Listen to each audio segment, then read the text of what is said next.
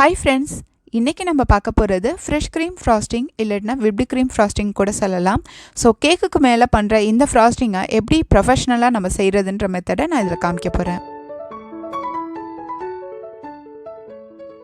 Hi friends, இன்னைக்கு வீடியோக்குள்ள போறதுக்கு முன்னாடி என்னோட சேனலை நீங்க சப்ஸ்கிரைப் பண்ணலனா ப்ளீஸ் சப்ஸ்கிரைப் பண்ணுங்க. நான் புதுசா அப்லோட் பண்ற வீடியோ உங்களுக்கு உடனே தெரியணும்னா பெல் ஐகானை கிளிக் பண்ணுங்க. இந்த வீடியோ உங்களுக்கு பிடிச்சிருந்துச்சுனா லைக் பண்ணுங்க, உங்க ஃப்ரெண்ட்ஸ் கூட ஷேர் பண்ணுங்க.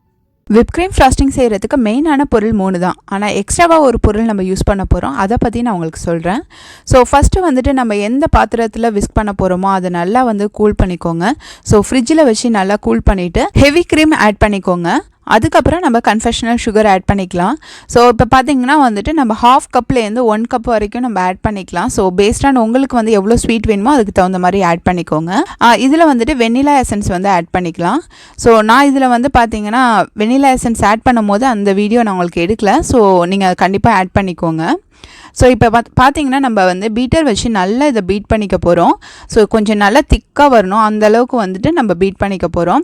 கொஞ்சம் திக்காக ஆக ஆரம்பிச்சதுக்கப்புறம் நம்ம ஸ்பீடை இன்க்ரீஸ் பண்ணிவிட்டு மறுபடியும் நம்ம நல்லா பீட் பண்ணிக்கலாம்.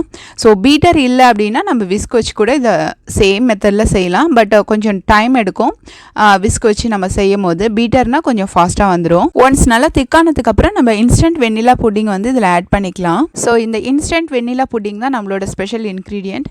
ஸோ இதை ஆட் பண்ணிங்கன்னா உங்களுக்கு விப் க்ரீம் நல்ல ஸ்டேபிளாக இருக்கும். ஸோ லாங் டைம் உங்களுக்கு அந்த ஸ்ட்ரக்சர் மாறாமல் இருக்கும். நீங்கள் டெக்கரேஷன் பண்ணணும், கேக்கில் கொஞ்சம் டீட்டெயில்ஸ் பண்ணணும் அப்படின்னு நினச்சிங்கன்னா நீங்கள் நார்மலாக விப் க்ரீம் பண்ணுறதை விட இந்த மாதிரி ஆட் பண்ணிட்டு பண்ணும்போது உங்களுக்கு நல்ல ஒரு டிசைன் பண்ணுறதுக்கு ரொம்பவே நல்லா ஸ்டிஃபாக வரும். இந்த ஸ்டேஜ் வந்தோடனே பீட் பண்ணுறதை ஸ்டாப் பண்ணிவிடுங்க. ஸோ இதுதான் கரெக்டான ஸ்டேஜ். இப்போ பார்த்தீங்கன்னா நல்ல ஸ்டிஃபாக இருக்குது.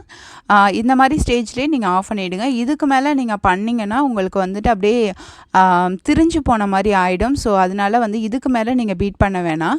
ஸோ இதை விட நீங்கள் கம்மியாக கூட பீட் பண்ணிக்கலாம். அது உங்களுக்கு இந்த ஸ்டிஃப்னஸ் இருக்காது. ஸோ உங்களுக்கு பார்க்கும் போதே தெரியும் எப்போ இப்படி ஸ்டிஃப்னஸ் வருதோ அதோட ஸ்டாப் பண்ணிவிடுங்க. ஸோ இப்போ பார்த்தீங்கன்னா இது ஃப்ராஸ்டிங் பண்ணுறதுக்கு பக்காவாக ரெடி ஆகிடுச்சு. இப்போ இதை நீங்கள் கேக் மேலே டைரெக்டாக அப்ளை பண்ணி டெக்கரேட் பண்ணிடலாம்.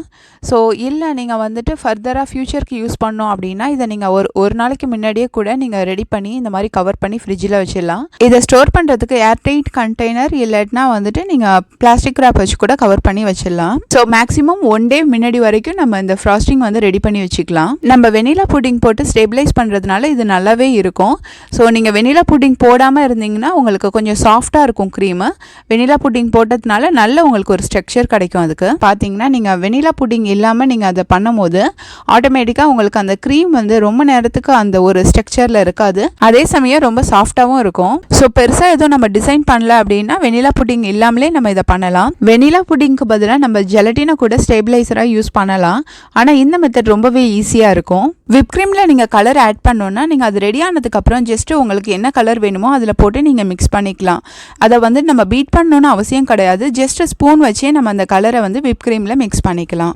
என்னோடய chocolate whipped cream frosting recipe ரெடியானோன்னு நான் இங்கே போஸ்ட் பண்ணுறேன். அதே மாதிரி என்னோடய பட்டர் க்ரீம் ரெசிபியும் ரெடியானோன்னு நான் இதில் போஸ்ட் பண்ணுறேன். ஸோ கண்டிப்பாக இந்த வீடியோ உங்களுக்கு யூஸ்ஃபுல்லாக இருந்திருக்கும்னு நினைக்கிறேன். தேங்க்ஸ் ஃபார் வாட்சிங் my video. Thanks for your love and support.